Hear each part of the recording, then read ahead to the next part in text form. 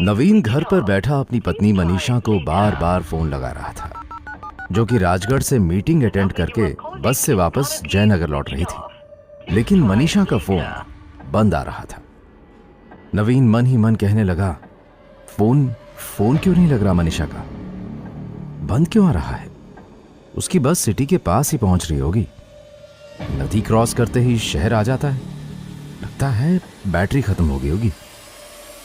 नवीन और मनीषा की 6 महीने पहले ही शादी हुई थी। उन दोनों की ये लव मैरिज थी। 2 दिन बाद की उनकी ऊटी की फ्लाइट थी।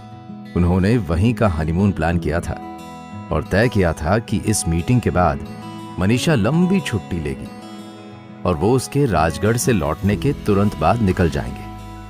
नवीन ने घड़ी देखी कि रात के 10 बज रहे थे। अभी तक तो मनीषा को घर पहुंच जाना चाहिए था। नवीन को मनीषा की चिंता होने लगी और मन में अजीब गरीब ख्याल आने लगे। इसलिए उसने अपना ध्यान हटाने के लिए टीवी चालू कर न्यूज चैनल लगा लिया। टीवी पर चल रही न्यूज सुनकर उसके होश उड़ गए जब उसने ये सुनी, ब्रेकिंग न्यूज। ये खबर आ रही है कि करीब 2 घंटे पहले राजगढ़ से जयनगर आ रही ठाकुर ट्रैवल्स की बस नदी में जा गिरी। ग्राउंड रिपोर्ट आ रही है कि बस में मौजूद सभी पैसेंजर्स की मौत हो चुकी है। बचाव टीम वहां पहुंच गई है और नदी से लोगों की लाशों को निकालने में लगी हुई है।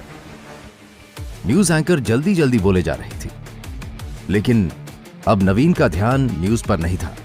बस में सभी पैसेंजर्स की मौत की खबर सुनते ही नवीन के हाथ पांव फूलने लगे। उसकी आंखें नम थीं, उसका पूरा शरीर कांप रहा था।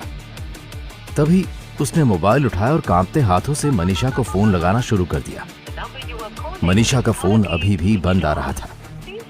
उसने वापस टीवी में देखा, वहां एक हेल्पलाइन नंबर फ्लैश हो रहा था। नवीन वो नंबर डायल कर ही रहा था कि तभी डोरबेल बजी। नवीन ने तेजी से दरवाजा खोला तो सामने देख के उसकी रूह कांप गई। सामने उसकी बीवी मनीषा खड़ी मुस्कुरा रही थी। वो पूरी तरह भीगी हुई थी। नवीन दरवाजे पर खड़ा अपलक उसे देख रहा था। तभी मनीषा ने कहा, अरे दरवाजे से हटो, अंदर नहीं आने दोगे क्या? नवीन हड़बड़ाया और उसने मनीषा को जोर से अपनी बाहों में जकड़ लिया और भगवान का लाख लाख शुक्र करने लगा। तभी मनीषा ने हंसते हुए कहा, बस बस, मैं बिल्कुल ठीक हूं। भीग गई हूं और कपड़े नहीं बदले तो बीमार जरूर पड़ जाऊंगी।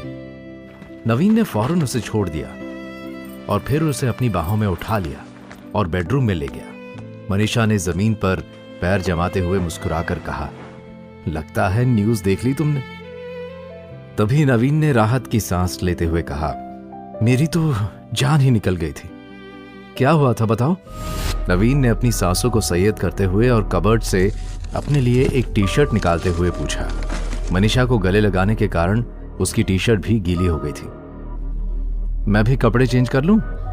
बहुत गीले हैं। फिर सब बताती हूं, मनीषा ने कहा। तो नवीन वापस हॉल में आ गया। कुछ देर बाद मनीषा एक गाउन पहनकर बेडरूम से निकली और सोफे पर नवीन के बगल में बैठ गई। नवीन ने दोबारा पूछा, आपकी बस के साथ दुर्घटना कैसे हुई? और न्यूज एंकर कह रही थी कि बस में सभी मारे जा चुके हैं। और तुम घर कैसे पहुंची? तुम्हें कुछ हुआ तो नहीं? मुझे पूरी कहानी बताओ। मनीषा ने हल्की सी मुस्कान के साथ नवीन की तरफ देखा। बस जब नदी के पुल पर से गुजरी थी तभी पता नहीं क्या हुआ कि बस जोर से बहकी और रेलिंग तोड़कर नदी में जा गिरी। पूरी बस में हाहाकार मचा था। धीरे धीरे बस में पानी भरने लगा। मेरे भी नाक मुंह में पानी भर गया और मैं बेहोश हो गई।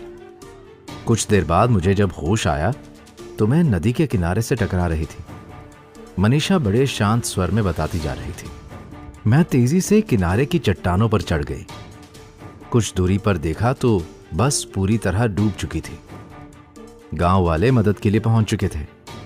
मैंने कुछ देर अपने आप को संभाला, फिर हिम्मत करके ऊपर चढ़कर सड़क पर आई और कुछ दूर पैदल चलने पर एक टैक्सी मिल गई। बस ऐसे घर आ गई। मनीषा ने पूरी घटना विस्तार पूर्वक बताई, जिसे सुनने के बाद नवीन ने कहा, थैंक गॉड तुम ठीक हो। भगवान ने आज तुम्हारी बहुत रक्षा की। मैं तो न्यूज देखकर बुरी तरह घबरा गया था और हेल्पलाइन पर कॉल लगाने ही वाला था कि तुम आ गई। जवाब में मनीषा मुस्कुराई। भगवान ने बड़ी कृपा की।